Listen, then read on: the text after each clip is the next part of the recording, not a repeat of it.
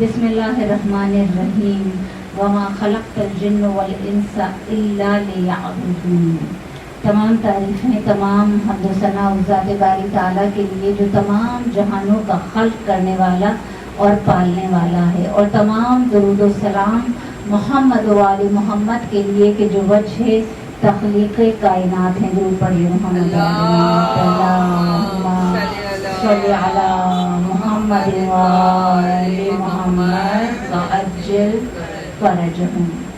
عزیزان نام جو مسلسل مجھے سنتے ہیں وہ یہ جانتے ہیں کہ میں مجلس کا ابتدائی حصہ مخصوص کرتی ہوں اپنے وقت کے امام زمانہ امام عصر علیہ السلام کے ذکر مبارک صلی علی محمد و محمد وعجل فرجہم۔ اور بار بار ہر سال یہ بات دہراتی ہوں کہ ظہور، غدیر اور کربلا یہ تین الگ الگ موضوع نہیں ہیں، یہ تینوں ایک دوسرے سے کنیکٹڈ ہیں، جڑے ہوئے ہیں، اس لیے کہ کربلا برپا نہ ہوتی اگر غدیر کو بھلایا نہ ہوتا، اور آج جو ظہور سے غفلت ہے یہ غفلت نہ ہوتی اگر کربلا کے مقصد کو سمجھ کر فرش عزا پر آیا جاتا۔ ہم ایک رسم سمجھ کر فرش عزا پر آتے ہیں اور مقصد کربلا کو سمجھنے کی کوشش نہیں کرتے۔ ایک مولائی کو کیسا ہونا چاہیے، ایک عزادار کو کیسا ہونا چاہیے، ایک منتظر کو کیسا ہونا چاہیے، ایک ولایت کا اقرار کرنے والے اور ولایت پر ایمان رکھنے والے کو کیسا ہونا چاہیے، یہ کب سمجھ میں آتا ہے؟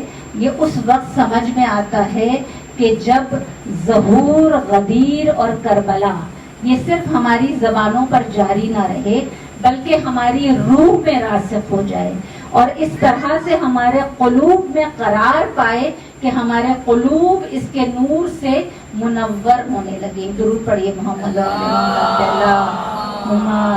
صلی علی محمد وآل محمد وعجل فرجہم۔ تو زان امام غدیر خم میں پیغمبر اکرم نے صرف مولا علی کا ساتھ دینے کے لیے نہیں کہا تھا، بلکہ علی کے بعد جو 11 اماموں نے آنا تھا، جو آخری علی کے فرزند نے آنا ہے، اس کا ساتھ دینے کا بھی حکم ہے۔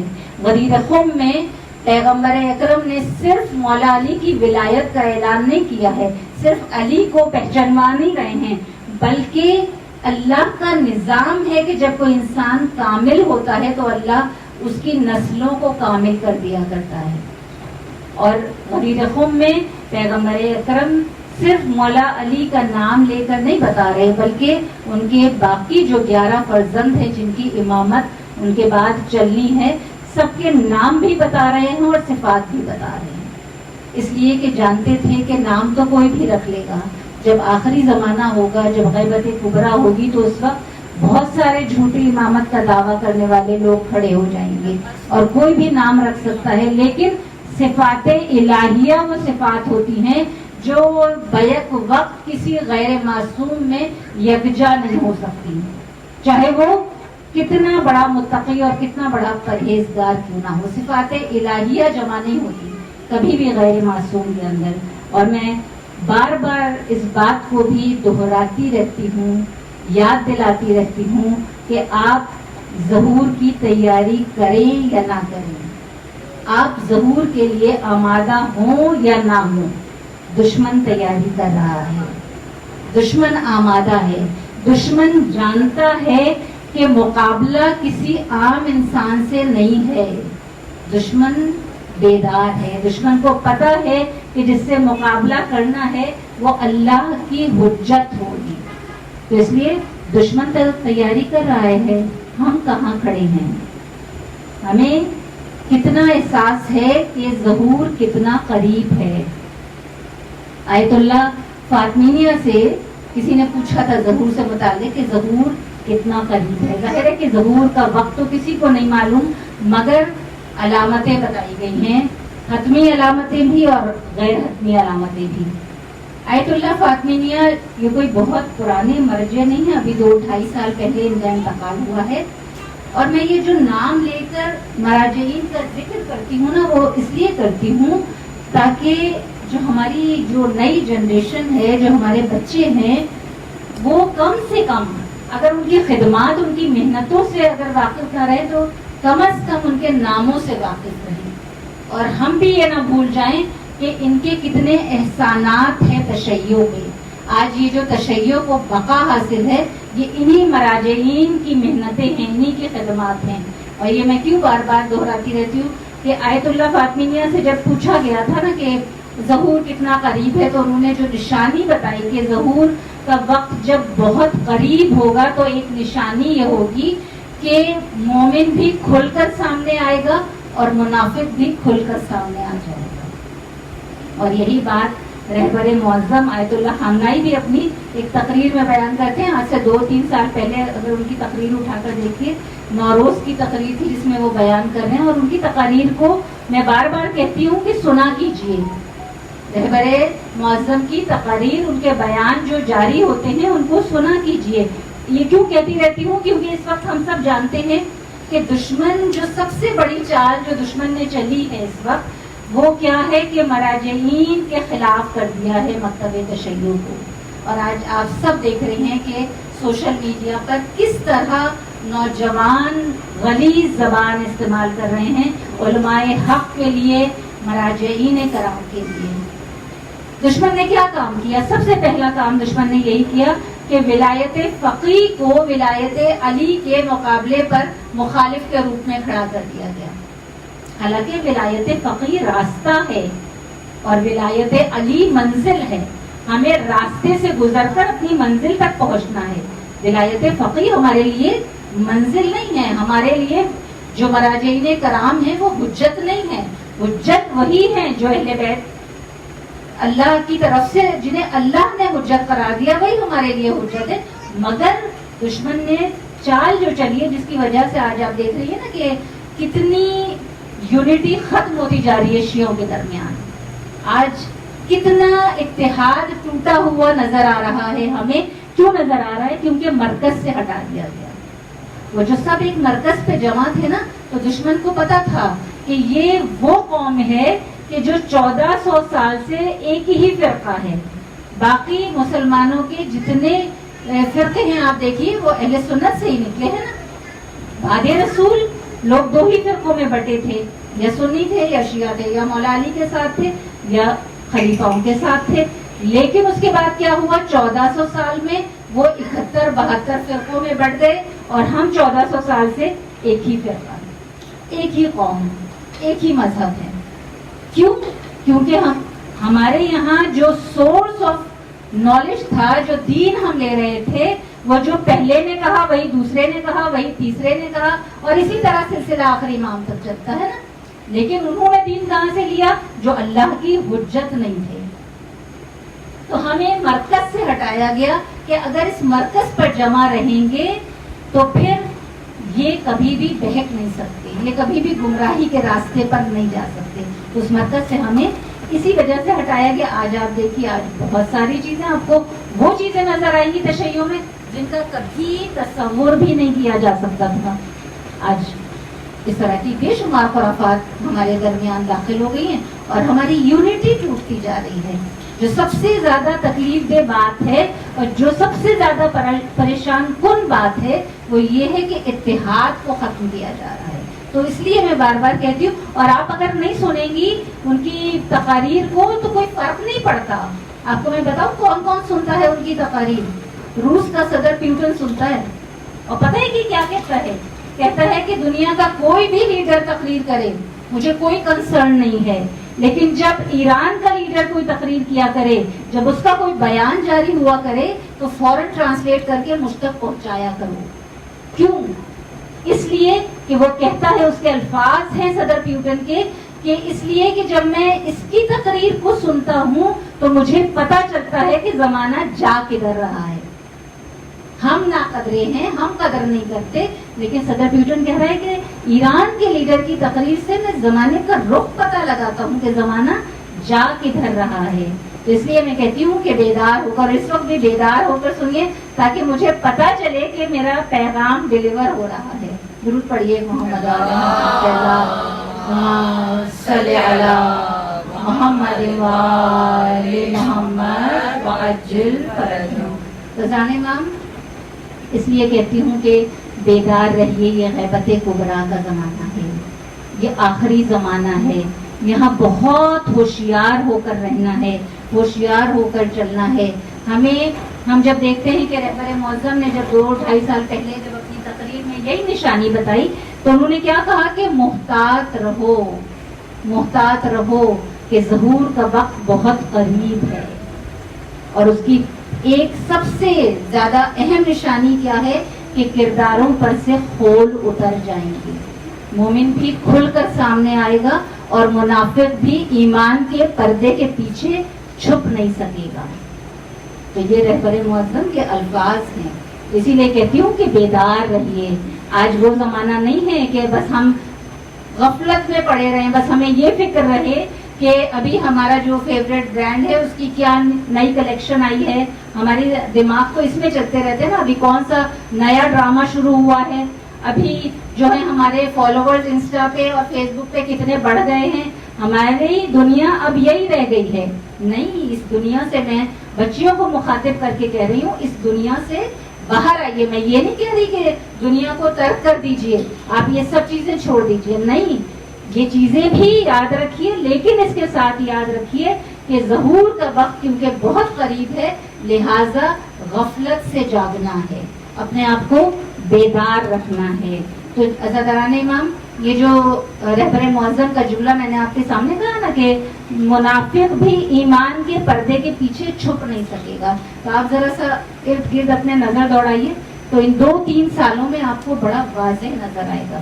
اور بہت سی مومنات تائید کریں گی میری اس بات سے کہ 2-3 سالوں میں آپ دیکھیے کہ آپ کے سامنے کیسے چہروں پر سے خول اترے ہیں، چاہے وہ سیاسی شخصیات ہوں، چاہے مذہبی شخصیات ہوں، یا آپ اپنے ارد گرد محسوس کیجئے، اپنے رشتہ داروں میں محسوس کیجئے، اپنے دوست احباب میں محسوس کیجئے.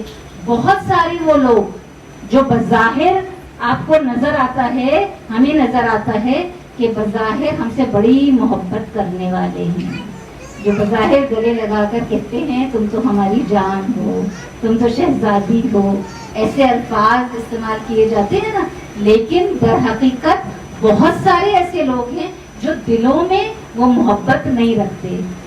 وہ زمانہ چلا گیا کہ جب ایسا لوگ کیا کرتے تھے، جب چاپلوسی کیا کرتے تھے تو پردے ہٹتے نہیں تھے. لیکن آج آپ غور کیجیے اپنے ارد گرد تو آپ کو محسوس ہوگا کہ پردے ہٹتے چلے جا رہے ہیں، خول اترتے چلے جا رہے ہیں. پتہ نہیں چلتا جو جس کے چہرے پر خول ہوتا ہے اس کے دشمنوں نے کس طرح اس کو ایکسپوز کر دیا ہوتا ہے، اس کو خبر بھی نہیں ہوتی. اور آج یہ ہم اپنے ارد گرد بہت زیادہ دیکھ رہے ہیں، کیونکہ جو اہل ممبران ہوتے ہیں نا ان کا شاید واسطہ زیادہ پڑتا ہے لوگوں سے، تو اس لیے شاید زیادہ ہماری آبزرویشن زیادہ بڑھ جاتی ہیں. لیکن اگر آپ بھی بیدار ہو کر زندگی گزاریں گی تو آپ کو بھی سمجھ میں آئے گا کہ اس وقت یہ نشانی بڑی تیزی سے پوری ہو رہی ہے. تو بس دعا گو ہوں بارگاہ رب العزت میں کہ پروردگار بار الہ پاک پروردگار ہمیں امام زمانہ علیہ السلام کے سچے ناصروں میں شامل کر دے، ہمیں ان لوگوں میں شامل کر دے جو اپنے وقت کے امام کے ظہور کے لیے زمینہ سازی کر رہے ہوں. ہمیں ان لوگوں میں شامل کر دے پاک پروردگار جو امام کے ظہور کے لیے تیاری پر آمادہ ہو گئے ہوں. اس دعا کی قبولیت کے لیے ایک بلند تر صلوات پڑھ لیجیے. صلی علی محمد وآل محمد وعجل فرجهم.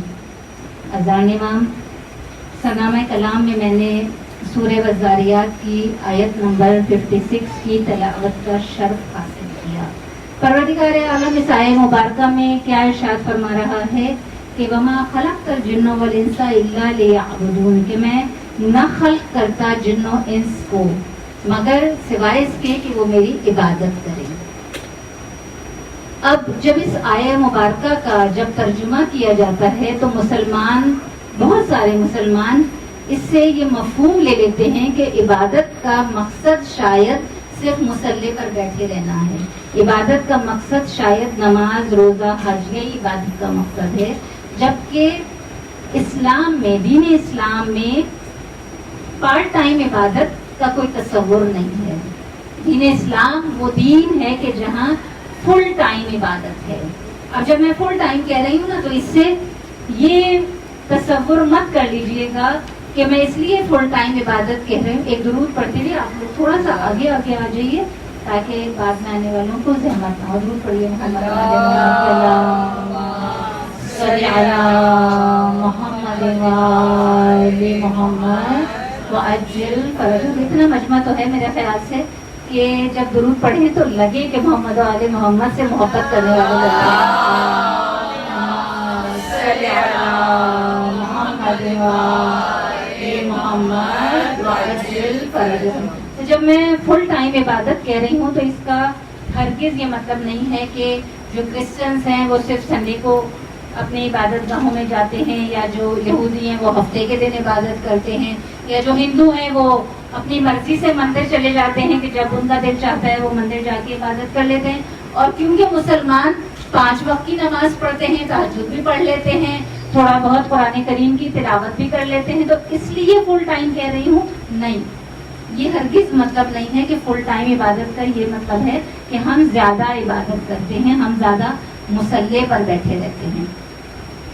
فل ٹائم عبادت کا مطلب یہ ہے کہ پروردگار عالم نے ہمارے لیے عبادت کے دسترخوان کو 24 گھنٹے بچھایا ہوا ہے. صرف مسلح پر بیٹھنا عبادت نہیں ہے، صرف نمازیں پڑھنا یا روزے رکھنا عبادت نہیں ہے.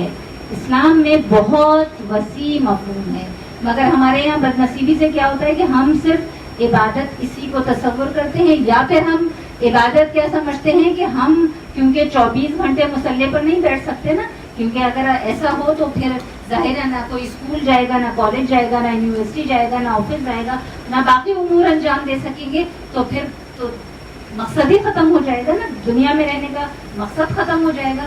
تو ہم یا تو یہ سمجھ لیتے ہیں یا پھر ہم سمجھتے ہیں کہ دین صرف مولویوں کے لیے ہے. اب یہ دنیا الگ ہے اور دین الگ ہے، اور مولویوں کا کام ہے دین پر عمل کرنا، مولویوں کا کام ہے عبادت کرنا. اور جب ایک طبقے نے یہ سمجھ لیا نا کہ مولویوں کے سپورٹ کر دیا، تو پھر اس کا نتیجہ کیا نکلا کہ مولوی جو ہے اس نے دین کو اپنے کھانے کمانے کا ذریعہ بنا لیا. اور جب دین کو کھانے کمانے کا ذریعہ بنایا تو پھر کیا ہوا کہ مولوی پھر اپنی مرضی کا دین پیش کرنے لگا، جس کا نتیجہ کیا نکلا کہ مسلمان فرقوں میں بٹتے چلے گئے. جبکہ پروردگار عالم کیا کہہ رہا ہے، قرآن کیا کہہ رہا ہے، وَاعْتَصِمُوا بِحَبْلِ اللَّهِ جَمِيعًا وَلَا تَفَرَّقُوا، کہ تم سب مل کر اللہ کی رسی کو مضبوطی سے تھام لو اور تفرقے میں نہ پڑو. اور اللہ کی رسی کیا ہے؟ کوئی آسمان سے کوئی رسی لٹک رہی ہے؟ نہیں نا. پیغمبر اکرم کا فرمان ہے جب دنیا سے جا رہے ہیں کہ انی تارکن فیکم الثقلین کتاب اللہ و عترتی، کہ میں تمہارے درمیان 2 ہم وزن چیزیں چھوڑے جا رہا ہوں، ایک اللہ کی کتاب اور ایک میری عترت. تو مسلمانوں کے ایک طبقے نے کیا کیا کہ ایک نے تو یہ نعرہ بلند کر دیا کہ حسبنا کتاب اللہ، ہمارے لیے اللہ کی کتاب کافی ہے. اور ایک طبقے نے کیا سمجھ لیا کہ بس اہل بیت کی محبت کافی ہے، اہل بیت کی محبت میں بس فرش اعضا پر آئیں گے، گریہ کریں گے، ماتم کریں گے اور بس جنت میں چلے جائیں گے. یہ مولویوں نے گمراہ کیا، جبکہ حقیقت کا اس سے کوئی تعلق نہیں. کسی امام نے یہ تعلیم نہیں دی کہ قرآن کو چھوڑ دو اور صرف اہل بیت کے دامن کو تھام لو، یا اہل بیت کو چھوڑ دو اور صرف قرآن ہمارے لیے کافی ہے اس کا نعرہ لگا لو. نہیں، قرآن کو ہم نے بس یہ سمجھ لیا کہ جب بیٹی رخصت ہوگی تو ہم نے قرآن کے نیچے سے گزارنا ہے، جب کوئی سفر پہ جا رہا ہوگا تو ہم نے قرآن کا سایہ کرنا ہے، جب گھر میں کوئی بیمار ہو جائے گا تو ہم نے قرآن کی ہوا دے دینی ہے، اور اہل بیت دونوں کو تھامنا ہے. اس کے بغیر گمراہی سے نہیں بچ سکتے. اور آج ہمیں نظر آ رہا ہے نا، دیکھیے بہت ساری چیزوں کا آؤٹ پٹ اب نظر آنا شروع ہوا ہے. یہ جو آخری زمانہ ہے نا، اس میں آپ غور کرتی جائیے، بس بیدار رہیے، آپ کو نظر آتا چلا جائے گا.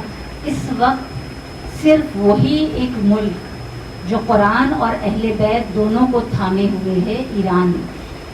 آپ دیکھیے کہ وہ جو مخالف ہوا کرتے تھے, جو دوسرے مکاتب فکر سے تعلق رکھنے والے لوگ ہیں, آج سوشل میڈیا پر تعریف کرتے نظر آتے ہیں.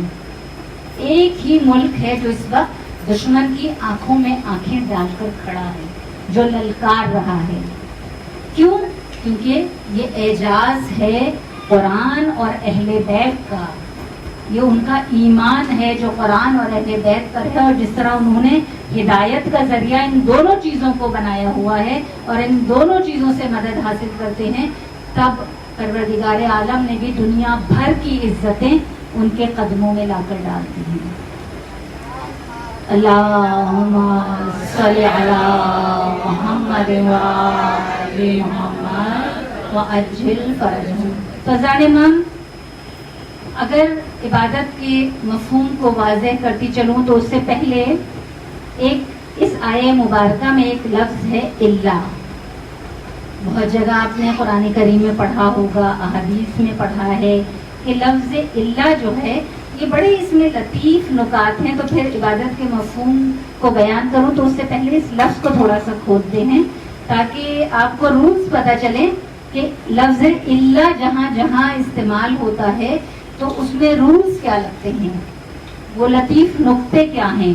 تو یہاں جو اس آیہ مبارکہ میں اللہ استعمال ہو رہا ہے تو کیا ترجمہ میں نے آیہ مبارکہ کا کیا کہ میں خلق نہ کرتا جن و انس کو مگر سوائے اس کے کہ میری عبادت کریں.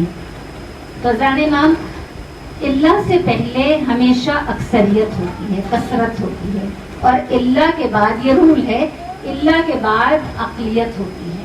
تو یہاں بھی پروردگار عالم یہ جو اللہ کا لفظ استعمال کر رہا ہے نا, کیا کہہ رہا ہے کہ میں نہ خلق کرتا جن و انس کو. اب اس میں تمام جن و انس آ گئے, اور اس کے بعد کیا ہے اللہ لیعبدون, سوائے اس کے کہ میری عبادت کریں, یعنی صرف ان لوگوں کو کہ جو اللہ کی عبادت کریں. تو اللہ سے پہلے اکثریت ہے. اسی طرح لا الہ الا اللہ, نہیں ہے کوئی معبود سوائے اللہ کے. اللہ سے پہلے کیا ہے اکثریت ہے, یعنی جتنے بھی غیر خدا ہیں, چاہے وہ بت ہیں, چاہے وہ مخلوقات ہیں جن کی لوگ پرستش کرتے ہیں, سورج چاند آگ جس چیز کی بھی, وہ سب ہیں. اور اللہ کے بعد کیا ہے صرف خدا ہے. اللہ سے پہلے اکثریت ہے, اللہ کے بعد اقلیت ہے. اللہ سے پہلے انکار ہے, اللہ کے بعد اقرار ہے. اللہ سے پہلے باطل ہے, اللہ کے بعد حق ہے. تو یہ رول ہے, جہاں جہاں لفظ اللہ استعمال ہوگا وہاں وہاں یہ رولز اپلائی ہوتے چلے جائیں گے. ایک اور اللہ بتاؤں آپ کو, لا فتح الا علی, لا سیف الا ذوالفقار. یہاں بھی کیا ہے یا علی, یا علی. اللہم صلی علی محمد وآل محمد وعجل فرجہم. مولا سلامت رکھیں یا علی مدد کہنے والوں کو, اور آپ کی نسلوں میں اس فرش اعلیٰ کو ہمیشہ قائم و دائم رکھیں. تو دیکھیے, لا فتح الا علی, لا سیف الا ذوالفقار, کہ نہیں ہے کوئی بہادر جوان بعد نبی, کوئی بہادر جوان نہیں ہے سوائے علی کے, اور کوئی تلوار نہیں ہے سوائے ذوالفقار. تو یہاں بھی اللہ سے پہلے کیا ہے لا فتح الا علی. جتنے اب جوان ہیں, جتنے بہادر ہیں, سب کی بات ہو رہی ہے, اکثریت کی بات ہو رہی ہے نا, اور انکار ہو رہا ہے ان کا. اور اللہ کے بعد اقرار ہے, اللہ سے پہلے باطل ہے, اللہ کے بعد حق ہے. اسی طرح ذوالفقار میں بھی کہ نہیں ہے کوئی تلوار, جتنی تلواریں ہیں سب کی بات ہو رہی ہے, کوئی تلوار نہیں ہے سوائے ذوالفقار کی. اور وہ ذوالفقار بھی جب علی کے بازو میں ہو اور خیبر کا میدان ہو تو علی اسی ذوالفقار سے مرحب کے نہ صرف سر کے 2 ٹکڑے کرتے نظر آتے ہیں, بلکہ سر کے 2 ٹکڑے کرتے ہوئے وہی ذوالفقار اس کے جسم کے بھی 2 ٹکڑے کرتی ہے. پھر صرف جسم کے 2 ٹکڑے نہیں ہوتے, جس گھوڑے پر سوار ہے اس گھوڑے کے بھی 2 ٹکڑے ہوتے نظر آتے ہیں. اور صرف گھوڑے کے جسم کے 2 ٹکڑے نہیں ہوتے, وہی تلوار جب زمین سے ٹکراتی ہے تو زمین شگافتہ ہو جاتی ہے اور زمین سے چشمہ ابل پڑتا ہے. درود پڑھیے محمد.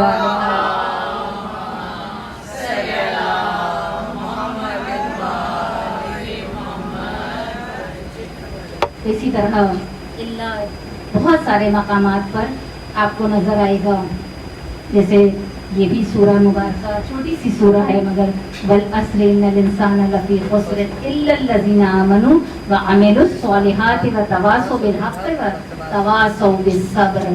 تو اب یہاں بھی اللہ سے پہلے وہی رول اپلائی ہو رہا ہے. اور جب میں مثالیں پیش کر رہی ہوں، بہت ساری مثالیں ہیں، ظاہر ہے محدود وقت میں ساری مثالیں پیش نہیں کر سکتی، لیکن اگر یہ مثال پیش کیے بغیر آگے بڑھوں تو یقیناً بڑی گستاخی ہو جائے گی. جو فرش عزا پر مسلسل آپ آ کر سنتی ہیں، جو اللہ کہ انی ما خلقت سماء مبنیۃ ولا ارضا مدیۃ ولا قمرا منیرا ولا شمسا مضیۃ ولا فلکا یدور ولا بحر یجری ولا فلکا یسری الا فی محبتی ہؤلاء الخمسۃ الذین هم تحت الکساء. اللہم صل علی محمد وآل محمد وعجل فرجہم. کہ یہاں بھی اللہ سے پہلے وہی رول اپلائی ہو رہا ہے کہ میں کچھ خلق نہ کرتا. شریعت کی بات ہو رہی ہے نا کہ میں کچھ بھی خلق نہ کرتا، نہ یہ زمین، نہ آسمان، نہ سورج، نہ چاند، نہ ستارے، نہ سیارے، کچھ بھی خلق نہ کرتا مگر صرف ان ہستیوں کی محبت میں کہ جو چادر کے نیچے ہیں. یہ 5 ہستیاں.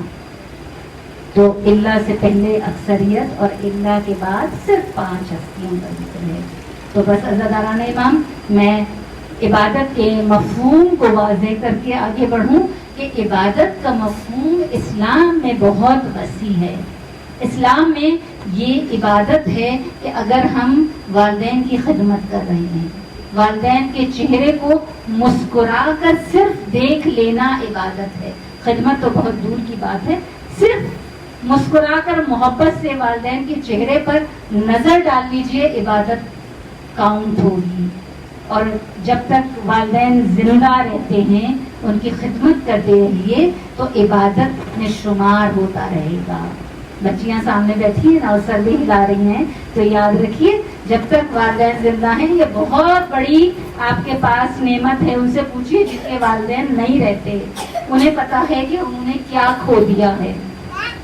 تو والدین کی خدمت کرتی رہیے، عبادت میں شمار ہوگا. اور جن کے والدین دنیا سے جا چکے ہیں وہ ان کی مغفرت کی دعا کریں، مسلسل عبادت کر رہے ہیں. اور ہمیشہ یہ بات دہراتی رہتی ہوں کہ دیکھیے جو والدین دنیا میں نیک اور صالح اولاد چھوڑ کر جاتے ہیں، وہ اولاد جب کوئی نیک عمل کرتی ہے تو وہ اس کے اپنے لیے تو عبادت ہے ہی کہ اس کے نامہ عمل میں عبادت درج ہو رہی ہے، لیکن اس کے ماں باپ جو برزخ کی منزلوں سے گزر رہے ہیں ان کی مشکلات بھی آسان ہوتی ہیں، ان کے نامہ عمل میں بھی عبادت کا ثواب درج ہونا شروع ہو جاتا ہے. اور اسی طرح وہ ماں باپ جو خدا نخواستہ جو فاسق و فاجر اولاد چھوڑ کر جاتے ہیں، وہ ماں باپ جب دنیا سے چلے جاتے ہیں تو ان کی وہ جو اولاد جو فاسق و فاجر ہے، وہ جو بھی برا عمل کرتی ہے، جو بھی گناہ انجام دیتی ہے، وہ نہ صرف اس کے نامہ عمل کو سیاہ کرتا ہے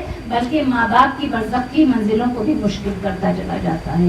اس کے گناہ ماں باپ کے نامہ عمل میں بھی درج ہوتے جاتے ہیں. تو ماں باپ کی خدمت اتنی بڑی عظیم عبادت ہے. اور ایک اور عبادت آپ کو بتاؤں کہ جو بہت عظیم ہے، علم کا حاصل کرنا.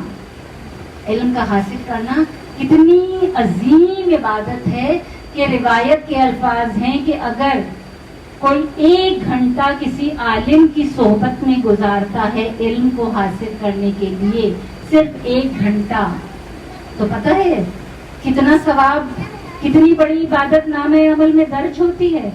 12,000 قرآن کریم ختم کرنے کا ثواب صرف 1 گھنٹہ عالم کی صحبت میں گزارنے کے نتیجے میں. اتنی بڑی عبادت آپ انجام دیتے ہیں کہ 12,000 قرآن ختم کرنا آسان بات نہیں ہے، پوری زندگی لگا دیں تب بھی ممکن نہیں ہے. اور صرف 1 گھنٹہ عالم کی صحبت میں گزار دینے سے 12,000 قرآن کریم ختم کرنے کا ثواب نامہ اعمال میں درج کر دیا جاتا ہے. اور اسی طرح ہم تو کیونکہ باب علم کے ماننے والے ہیں نا، باب علم کے چاہنے والے ہیں، ہمیں تو اسی در سے علم کی بھیک ملتی ہے. تو ہم قول مولا مشکل کشا کو اگر نہ سمجھیں اللہم صلی علی محمد وآل محمد وعجل فرجہم. مولا کیا ارشاد فرما رہے ہیں کہ علم انسان کو جوان کرتا ہے اور جہالت بوڑھا کرتی ہے. آج بہت سارے بوڑھے یوٹیوب پہ ویڈیوز دیکھ رہے ہوتے ہیں ڈھونڈنے کے لیے وہ ویڈیوز کے جس میں کوئی ایسا ماسک پتہ چل جائے, کوئی ایسی کریم پتہ چل جائے جس سے ہم جوان نظر آئیں, ہے نا.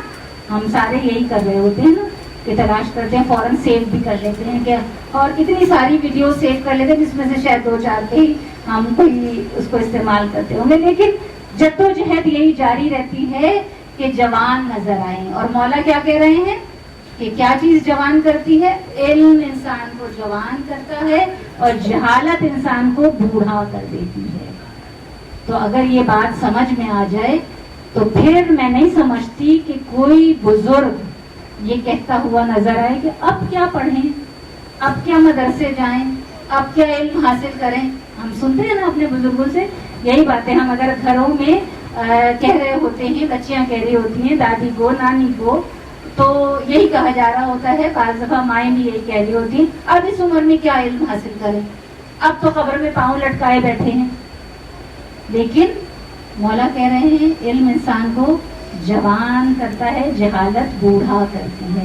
اور اس کے لیے وہ روایت بھی آپ کے ذہنوں میں ہوگی, میں اکثر پیش کرتی ہوں کہ دیکھیے یہ نہ سوچا کیجیے کہ اب قبر میں پاؤں لٹکائے بیٹھے ہیں. اگر خلوص سے نیت کے ساتھ علم کو حاصل کریں گی تو اگر موت نے مہلت نہ بھی دی تب بھی کیا ہوگا, قبر میں پہنچ جائیں گے. پروردگار عالم فرشتوں کو معین کر دیتا ہے کہ یہ دنیا میں اس نے خلوص نیت کے ساتھ علم کو حاصل کرنا شروع کیا تھا, تو اب برزخ میں, برزخ کا آپ کو پتا ہے نا کتنی لمبی ہے برزخ, کہ جب ہم قبر میں اتار دیے جائیں گے اس وقت سے لے کر جو میدان محشر میں پیش کیے جائیں گے اس وقت تک کا جتنا بھی عرصہ ہے وہ برزخ کہلاتا ہے. تو پروردگار عالم پورے برزخ کا جو یہ مرحلہ ہے اس میں فرشتوں کو معین کر دے گا کہ وہ ہمارے لیے علم کا انتظام کریں. تو پھر وہ انسان جو کبھی دنیا میں جاہل ہوگا وہ روز محشر اگر فقیہ بن کر اٹھے گا تو تعجب کی کوئی بات نہیں ہونی چاہیے. درود پڑھیے محمد وعلی محمد صلی علی محمد وآل محمد وعجل فرجہم. فضان امام اسی طرح جیسے علم کا حاصل کرنا ہے, اور اس کے لیے تو اصول کافی کی یہ حدیث بچے بچے کو رٹی ہوئی ہوتی ہے کہ جو امام جعفر صادق علیہ السلام بیان فرما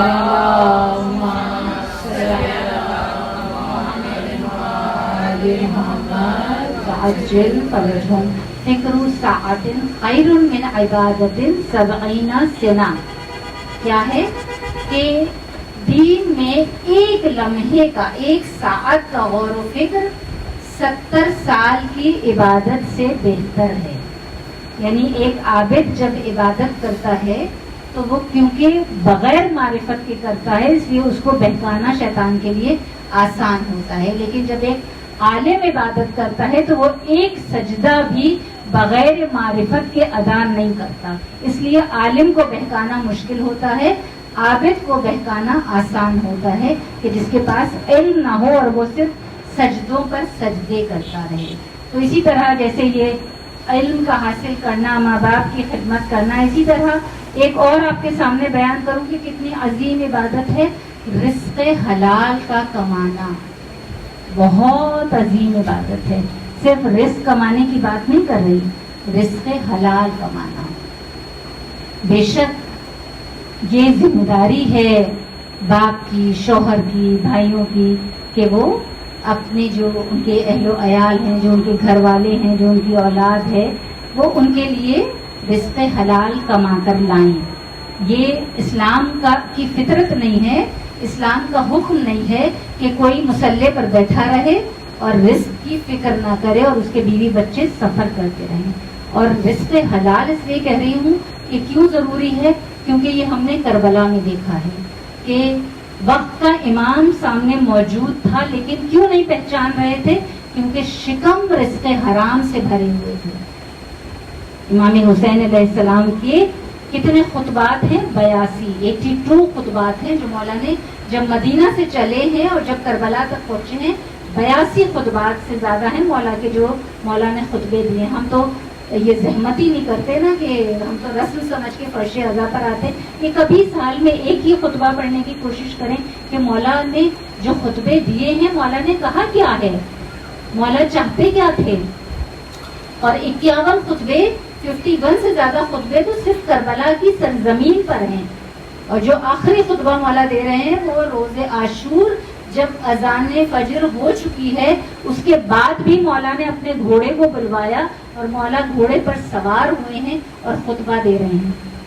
مگر اشقیاء سننے کو تیار نہیں, آمادہ نہیں تھے. اور عمر سعد اپنے پرچم کو کربلا کی زمین پر گاڑ کر کہتا تھا کہ استقامت اختیار کرو اور حسین کے خلاف کھڑے رہو. تو اس وقت جب وہ خطبہ سننے کو تیار نہیں ہو رہے تھے تو اس وقت امام حسین نے مخاطب کیا تھا اس فوج اشقیاء کو, اور مخاطب کر کے مولا کیا کہہ رہے تھے کہ تم میرے فرمان کو رد اس لیے کر رہے ہو کیونکہ تمہارے شکم رزق حرام سے بھرے ہوئے ہیں. تو ہمیں کیا سمجھ میں آتا ہے مولا کے اس ایک جملے سے کہ ہدایت کے درمیان رکاوٹ کیا چیز بنتی ہے؟ رزق حرام. رزق حرام سب سے بڑی رکاوٹ ہے ہدایت کو حاصل کرنے میں, جو چیز رکاوٹ بنتی ہے. اور آج ہم کیا دیکھتے ہیں کہ حلال اور حرام میں کوئی تمیز نہیں ہے. آج ہم یہ دیکھتے ہیں کہ جہاں سے بھی آ رہا ہے رزق حرام ہے یا حلال ہے, بس آنا چاہیے. اور جس کا نتیجہ ہمیں نظر آ رہا ہے کہ صرف ہم اپنے مفادات کو مد نظر رکھتے ہیں, اس بات کو نہیں دیکھتے کہ رزق آ کہاں سے رہا ہے. آج اولاد کیوں نافرمان ہو رہی ہے, کیوں آپ کے فرمان کو نہیں سنتی؟ مولا کے فرمان کو جس وجہ سے نہیں سنا تھا کہ رزق حرام سے شکم بھرے ہوئے تھے. تو جب ہم بھی اگر اپنی اولاد کی شکم میں رزق حرام ڈالیں گے تو وہ ہماری نافرمانی ہی کرتی نظر آئے گی. تو رزق حلال کمانا عبادت ہے, صرف رزق کمانا نہیں. اور اس بارے میں ہمیں ایک بڑا مشہور واقعہ جو ہمیں کوفے کا ملتا ہے, وہ ہمیں یہ ملتا ہے کہ مسجد کوفہ میں مولا کائنات امیر المومنین علی بن ابی طالب علیہ السلام اللہم صلی علی محمد وآل محمد وعجل فرجهم, مولا مسجد کوفہ میں جاتے ہیں اور کیا دیکھتے ہیں کہ ایک گروہ ہے لوگوں کا جو جوان ہے کچھ جو عبادت میں مصروف ہے. اب عبادت پہ عبادت کیے جا رہے ہیں. مولا جب آتے ہیں مسجد میں تو دیکھتے ہیں کہ وہ مصلی پر بیٹھے ہیں اور عبادت کر رہے ہیں. اب مولا پوچھتے ہیں کچھ لوگوں سے کہ یہ کون لوگ ہیں, یہ کون لوگ ہیں جو گھر جاتے ہی نہیں ہیں, جو صرف عبادت کرتے رہتے ہیں. تو وہ لوگ جو مسجد میں موجود ہیں تو وہ مولا سے کہتے ہیں کہ یہ وہ ہیں جو مردان حق ہیں.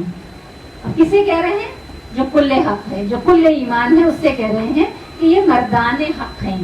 تو مولا کہتے ہیں کیسے مردان حق ہیں؟ تو کہتے ہیں کہ یہ تو دن رات عبادت کرتے رہتے ہیں. تو مولا نے کہا کہ پھر ان کے بیوی بچوں کا کیا ہوتا ہے, ان کا گھر کیسے چلتا ہے؟ تو وہی لوگ جو مسجد میں موجود ہیں کہتے ہیں کہ مولا ان کے بیوی بچوں کے لیے ہم کھانے کا بندوبست کرتے ہیں اور ہم ان کے گھر کھانا پہنچاتے ہیں. تو مولا حیران ہو کر کہتے ہیں, مولا کہتے ہیں یہ کیا کھاتے ہیں؟ تو کہا کہ یہ تو کچھ نہیں کھاتے, لوگ ان پر رحم کھاتے ہیں اور کچھ نہ کچھ لا کے دے دیتے ہیں. تو جب لا کے دے دیتے ہیں تو کھا لیتے ہیں اور جب نہیں لا کے دیتے تو صبر کر کے سو جاتے ہیں. آپ کو پتا ہے مولا نے کیا جملہ کہا؟ ہم جو سمجھتے ہیں نا کہ بس 24 گھنٹے مصلی پر بیٹھے ہیں تو ہم عبادت کر رہے ہیں, مولا نے ان کے لیے جو جملہ کہا ہے نا وہ عبرت ہے. مولا نے کہا کہ ان لوگوں سے کہ یہ جو اس وقت یہاں پہ عبادت کر رہے ہیں بیٹھے ہوئے, ان میں اور کوفے کی گلیوں میں پھرنے والے کتوں میں کوئی فرق نہیں ہے. انہیں بھی جب مل جاتا ہے تو کھا لیتے ہیں, نہیں ملتا ہے تو صبر کر کے سو جاتے ہیں. مولا نے نکالا ان کو مسجد کوفہ سے کہ باہر نکلو, اور ان کو کدال ہاتھ میں پکڑائی اور کہا کہ جاؤ مزدوری کرو اور اپنے بیوی بچوں کے لیے روزی کما کے لاؤ. اور اس کے بعد جب رزق حلال کما کر بیوی بچوں کو لا کر دو گے, اس کے بعد تھکے ہوئے جسم کے ساتھ پھر اس مسجد میں آنا اور پھر آ کر اللہ کی بارگاہ میں سر کو جھکانا، وہ اصل میں عبادت ہے. درود پڑھیے محمد صلی علی محمد محمد وعجل فرجهم. تو عبادت کا مفہوم سمجھ میں آیا کہ عبادت یہ نہیں ہے کہ بس ہم 24 گھنٹے تسبیح لے کے بیٹھے رہیں، ہم تعقیبات جا نماز سے اٹھے ہی نہیں، اب نماز ختم ہو گئی ہے تو ہم 6 گھنٹے تک تعقیبات پڑھیں. نہیں، اسلام کہہ رہا ہے کہ صرف یہ عبادت نہیں ہے. اسلام کہہ رہا ہے کہ ماں باپ کی خدمت کرو اٹھ کے، وہ بھی عبادت ہے. ماں باپ کے چہرے کو مسکرا کر دیکھو، وہ بھی عبادت ہے. بچے کو اگر پیار سے بوسہ دے رہے ہو، وہ بھی عبادت ہے. بیوی اگر شوہر کو صرف 1 گلاس پانی پلا رہی ہے، وہ بھی عبادت ہے. بچے کی اگر اچھی تعلیم و تربیت کر رہے ہو، وہ بھی عبادت ہے. یہ سب عبادت ہیں. صرف مصلی پر بیٹھے رہنا عبادت نہیں ہے. اور ایک اور عظیم عبادت جو اس وقت آپ اور میں بھی انجام دے رہے ہیں کہ فرش عزا پر آ کر ذکر محمد و آل محمد کو کرنا اور ذکر محمد و آل محمد کو سننا بڑی عظیم عبادت ہے. درود پڑھیے محمد و آل محمد. اللہم صلی علی محمد و آل محمد وعجل فرجهم. اور یہ میں تو اپنی طرف سے نہیں کہہ رہی نا، میرے نبی نے کہا ذکر علی عبادہ، علی کا ذکر عبادت ہے، علی کے چہرے کو دیکھنا عبادت ہے. اور کون یہ روایت بیان کر رہا ہے؟ جناب عائشہ بیان کر رہی ہیں خلیفہ اول سے، اپنے بابا سے یہ روایت بیان کر رہی ہیں کہ میرے بابا نے کہا کہ پیغمبر اکرم فرماتے ہیں کہ علی کے چہرے کو دیکھنا عبادت ہے. تو لوگوں نے پوچھا کہ یا رسول اللہ، جب علی نہیں رہیں گے تو اس وقت تو لوگ جو ہوں گے وہ تو اس عبادت سے محروم رہ جائیں گے. تب پیغمبر اکرم نے جواب دیا کہ ذکر علی عبادہ، علی کا ذکر بھی عبادت ہے. تو جب علی نہیں ہوں گے تو علی کا ذکر کرنے والے عبادت کر رہے ہوں گے. تو پھر کہا، جانتے تو تھے نا، تو کہا کہ اگر ایسا زمانہ آ گیا کہ جب علی کے ذکر پر پابندی لگ گئی اگر، تو پھر لوگ کیسے عبادت کریں گے؟ تو پھر رسول نے کہا کہ حب علی عبادہ، علی سے محبت کرنا بھی عبادت شمار ہوگا. تو عزیزان امام، ہم جو اس وقت فرش عزا پر بیٹھے ہیں تو حب علی کو دل میں رکھ کر جب ذکر علی کر رہے ہیں تو ایک وقت میں 2 عبادتیں سر انجام دے رہے ہیں. درود پڑھیے محمد و آل محمد.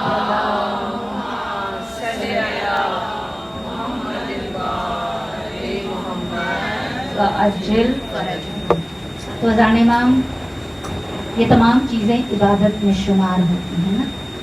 اور اس سے بھی عظیم عبادت جو ہم بڑے خوش نصیب ہیں کہ ہمیں یہ عبادت سر انجام دینے کی سعادت نصیب ہوئی ہے، وہ عبادت کیا ہے؟ فرش عزا پر آ کر حسین پر معرفت رکھتے ہوئے گریہ کرنا. چھٹے امام نے کہا کہ سلام اللہ علی الباقین، کہ خدا کا سلام ہو میرے جد حسین پر رونے والوں پر. اور حضرتان امام، یہ جو سعادت ہے نا، یہ جو اتنی عظیم عبادت ہے، آپ کو پتہ ہے کہ دوسرے مکاتب فکر تو اس کی عظمت کو نہیں سمجھتے، لیکن ہم میں سے بھی بہت سارے لوگ ایسے ہیں جو اس کی عظمت کو نہیں سمجھ پاتے. یہ کتنی بڑی عبادت ہے، ہمیں کب سمجھ میں آئے گی؟ جب جناب سیدہ اپنے ہاتھوں سے ہمیں اجر عطا کریں گی. اور پہلا اجر جناب سیدہ کب عطا کریں گی؟ میدان محشر میں جب ہماری شفاعت کریں گی. تو حضران امام، اس وقت جناب سیدہ محشر میں چن چن کر شفاعت کریں گی اور کیا کہتی جائیں گی کہ یہ میرے حسین پر رونے والے ہیں، یہ میرے حسین کا ماتم کرنے والے ہیں، یہ میرے حسین پر گریہ کرنے والے ہیں. انہوں نے نہ گرمی کو دیکھا، نہ سردی کو دیکھا، نہ مشکل سے مشکل حالات کو دیکھا، فرش عزائے حسینی کو کبھی ترک نہیں کیا. حضران امام، جب فرش عزا پر آپ کی آوازیں، گریے کی آوازیں بلند ہونا شروع ہوتی ہیں نا، آپ کی آوازوں پر آپ جانتی ہیں کہ آپ کے چھٹے امام یہ کہتے نظر آتے ہیں کہ یا اللہ ان آوازوں پر اپنا رحم فرما. تو آوازوں کو آزاد چھوڑا کیجیے تاکہ چھٹے امام کی دعا شامل حال ہو جائے. رضان امام جب معرفت حسین رکھتے ہوئے فرش عزا پر آ کر گریا کرتی ہے نا تو اللہ کا کرم جوش مارتا ہے. آپ کی آنکھ سے گرنے والا آنسو اللہ کو بہت عزیز ہے. اللہ کا کرم جوش مارتا ہے. اور جس وقت آپ یہ کہہ کر روتی ہیں ہائے حسین، جب یہ کہہ کر ایک مومن کی آنکھ سے آنسو گرتا ہے نا ہائے حسین، تب اللہ کا کرم جوش میں آ جایا کرتا ہے. اور کیوں نہ آئے، میں کہتی ہوں کیوں نہ آئے اللہ کا کرم جوش میں، اس لیے کہ وہی تو حسین ہے نا کہ جس نے اپنا پورا گھرانہ اللہ کی محبت میں لٹا دیا، اللہ کے دین کی بقا کے لیے لٹا دیا. عزادارو آج محرم کی 20 تاریخ ہو گئی ہے. آج آپ کے مظلوم امام کا 10واں ہے. ہم جانتے ہیں نا کہ کسی امام معصوم کا نہ سویم اس طرح ہوتا ہے، نہ 10واں ہوتا ہے، نہ 20واں ہوتا ہے، نہ 40واں ہوتا ہے سوائے امام مظلوم کی. کیوں کسی اور امام کا اس طرح سویم 10واں 20واں نہیں ہوتا؟ کیونکہ ان کے وارثوں کو قیدی نہیں بنایا گیا تھا. ان کے جو وارث تھے نا ان کے ہاتھ پسے پشت بندھے ہوئے نہیں تھے. ان کے وارثوں پر رونے پر پابندی نہیں تھی. ان پر رونے پر درے نہیں برسائے جاتے تھے. ہاں زداران امام آج جو گھر گھر فرش عزا بچھی ہے نا، آج جو گھر گھر حسین کا ماتم ہو رہا ہے نا، آپ جو پرسہ دینے کے لیے آئی ہے نا، یہ زینب کی حسرت تھی. ارے آپ خود اپنی مرضی سے نہیں آئی ہیں، آپ کو شہزادی زینب نے بلایا ہے. اجرکم اللہ، خدا آپ کو کسی غم میں نہ رلائے سوائے غم حسین کے. ارے زینب کو یہ حسرت تھی کسی نے میرے اجڑے ہوئے بھائی کا پرسہ نہ دیا. عزاداران امام خدا آپ کے بھائیوں کو سلامت رکھے، طول عمر عطا فرمائے. سکتے میں حسین کے عزاداران امام، ارے زینب نے بلایا ہے نا، یہ وہ ایام ہے، ارے یہ وہ ایام ہے کہ جب قافلہ قیدیوں کا قافلہ کربلا سے نکل کر کوفہ پہنچ چکا ہے. کوفہ جانتی ہے نا کہ کوفہ کون سا مقام ہے؟ ارے زینب کے بابا کی جاگیر ہے کوفہ. کوفہ وہ مقام تھا جہاں زینب ارے کبھی شہزادی بن کر آئی تھی. آج وہی میری شہزادی ارے قیدی بن کر آئی ہے. ارے ہاتھ پسے پشت بندھے ہوئے. عزاداروں جب زینب سے پوچھا گیا تھا بیوی کوئی حسرت باقی رہ گئی، کہا ہاں ایک حسرت ہے. ارے جب کوفہ پہنچی کسی نے گلے سے نہیں لگایا، کسی نے یہ نہیں کہا زینب تیرے ماں جائے کا پرسہ. ارے آج آپ زینب کو پرسہ دینے آئی ہے نا، ارے یہ کہہ کا پرسہ دیجئے زینب تیرے حسین کا پرسہ، زینب تیرے علی اکبر کا پرسہ، زینب تیرے اونا محمد کا پرسہ. عزاداران امام آج تو کربلا کے ہر مجاہد کا 10واں ہے نا، کربلا کے ہر سپاہی کا 10واں ہے. ارے زینب کو ایک ایک کا پرسہ دیجئے. عزاداروں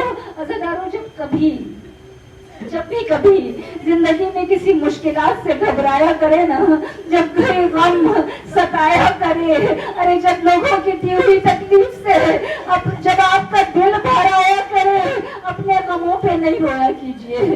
میری یہ بات یاد رکھیے گا. اس وقت کیا کیا کیجئے کہ جا کر وضو کیا کیجئے اور اس کے بعد زیارت ناہیہ کو اٹھایا کیجئے اور ترجمے کے ساتھ پڑھنا شروع کیجئے.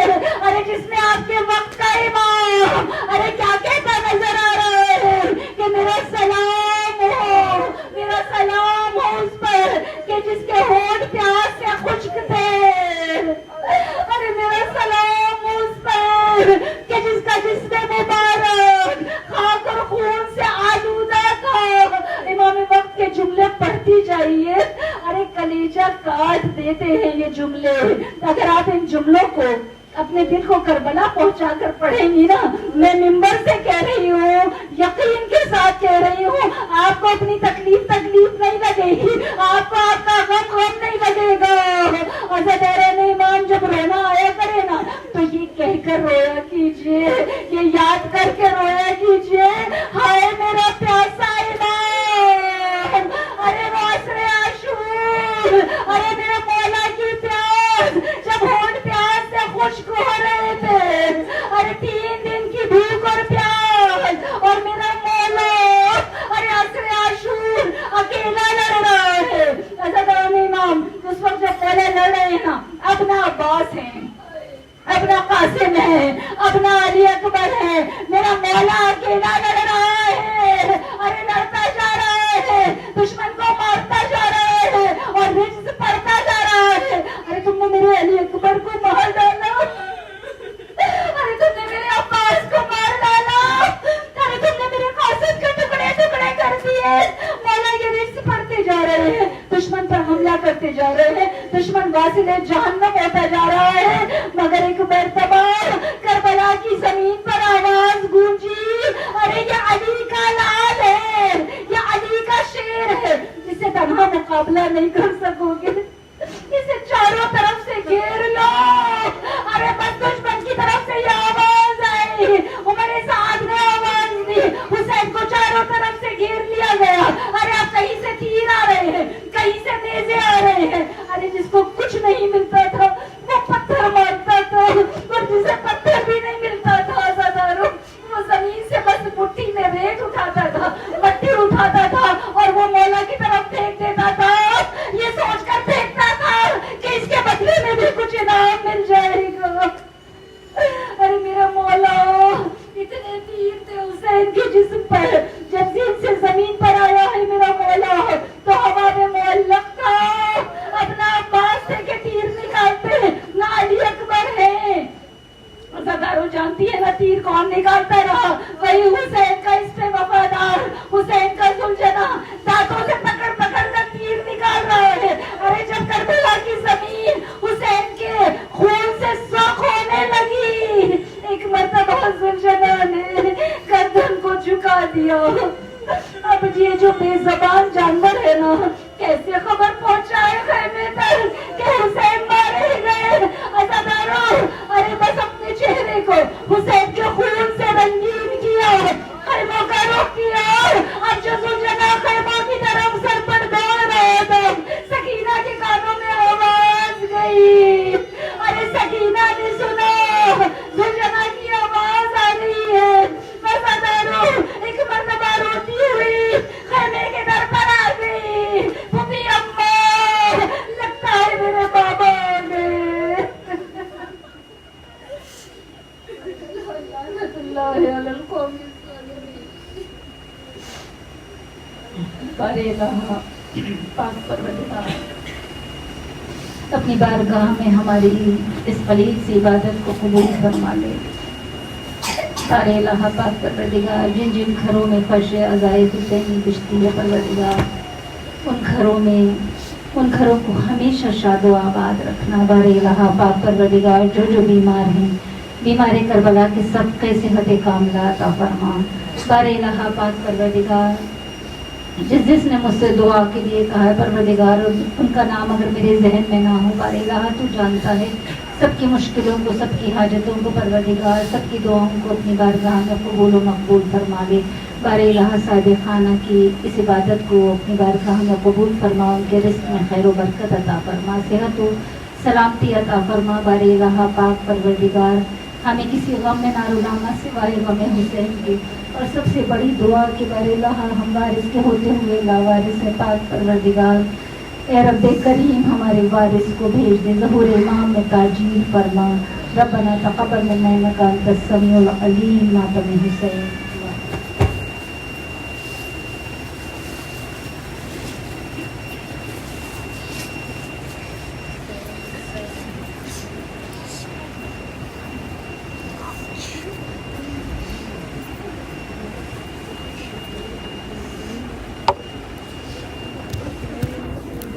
Hussein, Hussein, Hussein, Hussein.